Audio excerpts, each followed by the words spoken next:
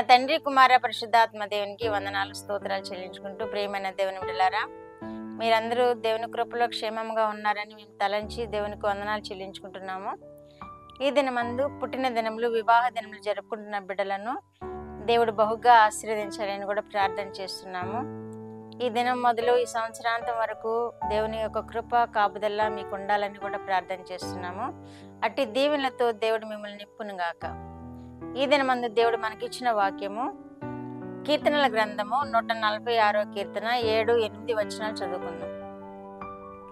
బాధపరచబడు వారికి ఆయన న్యాయం తీర్చును, ఆకలిగొనిన వారికి ఆహారం దయచేయును. యెహోవా బంధింపబడిన వారిని విడుదల చేయును. యెహోవా గ్రుడ్డివారి కన్నులు తెరవచేయువాడు. యెహోవా కృంగిన వారిని లేవనెత్తువాడు. యెహోవా నీతిమంతులను ప్రేమించువాడు. యెహోవా పరదేశులను కాపాడువాడు. దేవుడి వాక్యం ద్వారా మనల్ని దీవించునుగాక. ఈ వాక్యము మనము కీర్తనల గ్రంథంలో చూస్తున్నాము. ఇది కూడా ప్రవచన వాక్యం అన్నమాట. ఈ వాక్యమే యెషయా గ్రంథంలో ఉంది. యెషయా గ్రంథంలో 2 చోట్ల ఉంది. యెషయా గ్రంథము 42:6-7 వచనాల్లో ఉంది. యెషయా గ్రంథము 35:5-6 వచనాల్లో ఉంది. లూకాసు వార్త 4వ అధ్యాయము 18-19 వచనాల్లో ఉంది. దేవుడు ఇన్ని చోట్ల ఎన్ని విధాలుగా ఆయన కృపను వెల్లడి చేయడానికి రాయించారని మనం గ్రహించగలుగుతున్నాం. యేసుక్రీస్తు ప్రభు వారి యొక్క మహిమ ప్రభావములు ఎలా ఉండబోతున్నాయి, ఆయన ఏమేమి చేయబోతున్నారు ఈ భూమి మీదకి వచ్చి అని తెలుసుకోవడానికి ముందుగానే ప్రవచింపజేసిన విధానాన్ని మనం వాక్యాల్లో చూస్తున్నాము. కీర్తనల గ్రంథంలోనే మొదటిగా ఈ వాక్యము వ్రాయబడి ఉన్నది. ఏమని అంటే, బాధపడు వారికి ఆయన న్యాయం తీర్చును అని వ్రాయబడి ఉంది. మనము బాధపడుతూ ఉన్నప్పుడు దేవుని ఆశ్రయించిన యెడల ఆయన మనకి తప్పక మేలు చేస్తారని, ఆరోగ్యం ఇచ్చి బాధలన్నిటి నుండి విడిపిస్తారని, న్యాయం కూడా చేస్తారని మనం ఈ వాక్యం ద్వారా తెలుసుకోగలుగుతున్నాము. ఎవరైతే బాధల్లో ఉన్నారో వారికి న్యాయం చేయడానికి, వారిని విడిపించడానికి యెహోవా వచ్చును అని తెలియచేయబడుతుంది. కనుక కీర్తనల గ్రంథంలో యెహోవాగానే ఇక్కడ మనకి కనిపిస్తుంది. ఎవరైతే బాధపడుతూ ఉన్నారో ఇజ్రాయేలీలు, యాకోబు వంశం వారు, వీళ్ళంతా బాధలో ఉన్నారు. ఆ టైంలో ఏ టైంలో అంటే యేసుక్రీస్తు ప్రవచనాలకి ముందు కాలంలో వారు శ్రమలను అనుభవిస్తున్నారు. పరాయి రాజుల చేతిలో, పరాయి పాలనలో వారు హింసింపబడుతున్నారు, ఎంతో బాధను అనుభవిస్తున్నారు. వారిని ఉద్దేశించి తండ్రి అయిన దేవుడు ఈ ప్రవచనాలను తెలియజేస్తున్నారు. బాధపడే వారికి ఆయన న్యాయం తీర్చును అని కూడా తెలియజేస్తున్నారు. రెండవదిగా ఆకలిగొన్న వారికి ఆహారం దయచేయును అని కూడా తెలియజేస్తున్నారు. యేసు ప్రభు వారు ఎంతో మందికి ఆహారం పెట్టిన విధానాన్ని మనము క్రొత్త నిబంధన గ్రంథంలో ఆయన పరిచర్యలో చూస్తున్నాము. ఆయన బోధలు వినడానికి వచ్చిన వారికి ఆయన ఖాళీ కడుపులతో పంపించకుండా ఆహారం పెట్టిన విధానాన్ని మనం చూస్తున్నాము. కనుక అదే విషయాన్ని ప్రవచనముగా ఇక్కడ వ్రాయబడి ఉన్నదని మనం గ్రహించగలుగుతున్నాము. ఆకలి కొనిన వారికి ఆహారము దయచేయును అని కూడా ప్రవచనము చెప్పబడింది. మూడవదిగా బంధింపబడిన వారిని విడుదల చేయును అని కూడా తెలియజేయబడుతుంది వాక్యంలో.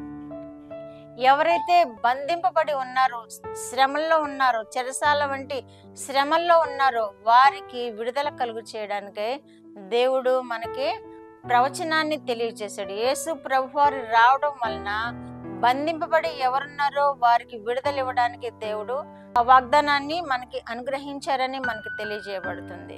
ఎవరైతే శ్రమలనే బంధకంలో ఉన్నారో, ఎవరైతే పాపం అనే బంధకంలో ఉన్నారో, ఎవరైతే ఇరుకు అనే బంధకంలో ఉన్నారో, ఎవరైతే వేదన పడుతూ ఉన్నారో అవన్నీ ఆ బంధకాలన్నిటి నుండి విడుదల కలుగు చేస్తారని ఇక్కడ ప్రవచనం మనకి తెలియజేయబడుతుంది. నాలుగవదిగా గ్రుడ్డివారి కన్నులు తెరవచేయును అని కూడా తెలియజేస్తుంది. గుడ్డివారి కన్నులు యేసు ప్రభు వారు బోధిస్తూ ఉన్నప్పుడు, యేసు ప్రభు వారి పరిచర్యలో గుడ్డివారి కన్నులు కూడా తెరిచిన విధానాన్ని మనం వాక్యాల్లో చూస్తున్నాం కదా. కనుక అదే అంశము ప్రవచనంలో కూడా మనకి ముందుగానే తెలియచేయబడినదని మనకు గ్రహించగలుగుతున్నాము. ఐదవదిగా కృంగిన వారిని లేవనెత్తును అని కూడా తెలియజేస్తుంది. ఆయన సమాజ మందిరంలో ఉండి బోధిస్తున్నప్పుడు అక్కడ నడుము వంగిపోయిన ఒక వ్యక్తిని, ఒక స్త్రీని చూచి ఆమెను అప్పటికప్పుడే బాగు చేసిన విధానాన్ని మనం వాక్యాల్లో చూస్తున్నాం కదా. అదే విధముగా ఈయన కృంగిన వారిని లేవనెత్తును అని, ఇది భౌతికముగా ఇచ్చిన వాక్యము.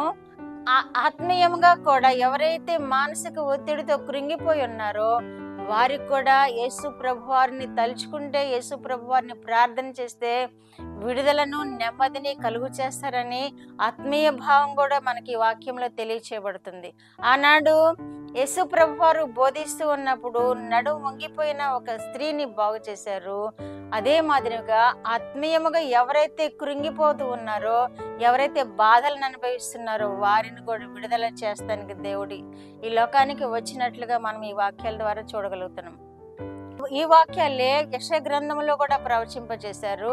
యెషయా గ్రంథంలో 2 మార్లు, ఒకటేమో 42వ అధ్యాయంలో, రెండవదేమో 35వ అధ్యాయంలో, అలాగే లూకా సువార్త 4వ అధ్యాయంలో కూడా యేసు ప్రభు వారు ఉపవాసం ఉండి, బాప్తిస్మం తీసుకున్న తర్వాత ఉపవాసం ఉండి ఆయన పరిచర్యకు ఉపక్రమించడానికి ముందుగా సమాజ మందిరంలో చేరి యథావిధిగా బోధించడానికి నిలబడినప్పుడు దేవుడు ఆయనకి ఈ గ్రంథాన్ని తెరిచి చూపించారు. ఏమని అంటే ఇదంతా అన్నమాట, బాధింపబడిన వారికి న్యాయం చేయడము, అలాగే ఆకలి కొనిన వారికి ఆహారం పెట్టడము, అలాగే బంధింపబడిన వారికి విడుదల చేయడము, గుడ్డివారి కనులు తెరవ చేయడము, కృంగిన వారిని లేవనెత్తడము, ఇవన్నీ ఈ వాక్యం ఉన్నటువంటి 4వ అధ్యాయము 18-19 వచనాలు ఆయన చదువుతూ ఉన్నప్పుడు ఈ వాక్యము ఆయనకు అనుగ్రహింపబడింది. ఇక్కడ నెరవేర్పు అన్నమాట. అది కీర్తనలో రాసిన ప్రవచనము, యెషయా గ్రంథంలో 2 మార్లు రాసిన ప్రవచనము, అదే లూకా సువార్తలో నెరవేర్పు. యేసుక్రీస్తు ఆ వాక్యాన్ని చదవడం ద్వారా ఆయన ద్వారా ఈ విడుదలంతా కలుగుతుందని దేవుడు మనకి ముందుగానే రాసి ఇచ్చి నెరవేర్పును కూడా చూపించిన విధానాన్ని వాక్యాల్లో చూస్తున్నాం కనుక, మన యేసుక్రీస్తు ప్రభువారి జన్మ వలన మనము ఇన్ని మేలులు పొందుకుంటున్నామని వాక్యంలో తెలియచేయబడుతుంది కనుక, మన యేసుక్రీస్తు ప్రభువారి జన్మం మనకి ఎంతో మేలు, ఎంతో ఆశీర్వాదం, ఎంతో రక్షణనిచ్చే స్థితి. ఆయన రక్షణ కలుగు చేయడానికి, విడుదల కలుగు చేయడానికి, నెమ్మది కలుగు చేయడానికి, స్వస్థత కలుగు చేయడానికి లోకంలోకి వచ్చారు కనుక యేసుక్రీస్తు ప్రభువారి జన్మను ధ్యానిద్దాము. యేసు ప్రభువారి జన్మను గురించి స్తుతి చెల్లిద్దాము, ఆయనను ఆరాధిద్దాము, ప్రార్థిద్దాము. ఇక్కడ రాయబడిన మేలులన్నీ మనము కూడా పొందుకుందాం. ప్రార్థన. మా దేవా, మా ప్రియ పరలోక ప్రభువా, మీ పరిశుద్ధ పాదములకు వందనాలు, స్తోత్రాలు. మా రక్షకుడు అనే యేసయ్య స్తోత్రములు, పరిశుద్ధాత్మ దేవా స్తోత్రములు. ఇచ్చిన వాక్యం కొరకు స్తోత్రములు ప్రభువా. మీరు ఇచ్చిన ఈ ప్రతి విధమైన ఆశీర్వాదం కొరకు స్తోత్రములు. వింటున్న బిడ్డలందరూ వీటన్నిటిని పొందుకుంటూ మీ చేత ఆశీర్వదింపబడుతూ మీ మహిమ కొరకు జీవించే వారినిగా వారిని ఆశీర్వదించమని, మీ జన్మదినాలు మా ప్రభు వారు సంతోషంతో మిమ్మల్ని సేవించి మీ చేత దీవింపబడే కృప దయచేయమని యేసుక్రీస్తు వారి పేరిట మనలో మీ పాదముల యొద్ద వేడుకుంటున్నాను పరమ తండ్రి. ఆమేన్.